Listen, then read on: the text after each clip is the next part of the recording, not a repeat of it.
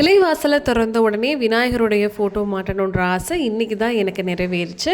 எப்பயுமே வீட்டில் ஒரு மேஜர் இஷ்யூ அப்படின்னா ரெண்டு தான். ஒன்று கந்திஷ்டி ப்ராப்ளம், அதை நம்ம சால்வ் பண்ணணும். ரெண்டாவது ஒன்று வந்து வீட்டுடைய வாஸ்து. இது ரெண்டுக்குமே முக்கியமாக இருக்கக்கூடியது விநாயகர் தான்.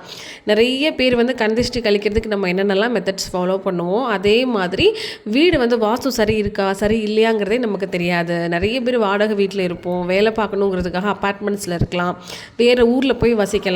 இல்லை சில பேர் வீடு கட்டும் போதே வாஸ்துலாம் பார்க்க மாட்டோம். இப்படி எந்த ஒரு குறையாக இருந்தாலும் சரி, நம்ம எப்பயுமே வந்து விநாயகருடைய ஃபோட்டோ வந்து நம்மளோட மெயின் டோர் இருக்குது பார்த்தீங்களா, அதாவது வாசக்கதவுன்னு சொல்லுவோம், அது திறந்த உடனே வீட்டுக்குள்ளே ஃபஸ்ட்டு வரும்போது விநாயகர் இருந்தார்னா ரொம்ப ரொம்ப நல்லது. இந்த விஷயம் எல்லாமே நமக்கு சரியாகும் அப்படிங்கிறது ஒரு ஐதீகம்.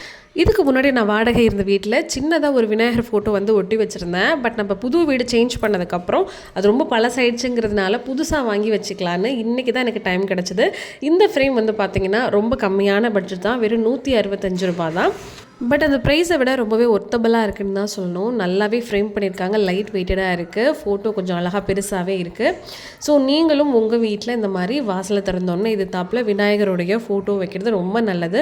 உங்களுக்கு ஒரு சின்ன வால்பேப்பர் இருந்தால் கூட நீங்கள் கொஞ்சம் ஸ்டிக் பண்ணி வச்சுக்கோங்க. நமக்கு எதாவது கண்டிஷன் இருந்தாலும் சரி, அதே மாதிரி வீட்டு வாஸ்து நமக்கு வந்து ஏதோ சம்திங் தப்பாக இருக்குன்னு நீங்கள் ஃபீல் பண்ணாலும் சரி, இது உங்களுக்கு ரொம்பவே நல்ல ஒரு பாசிட்டிவான எனர்ஜி கொடுக்கும்.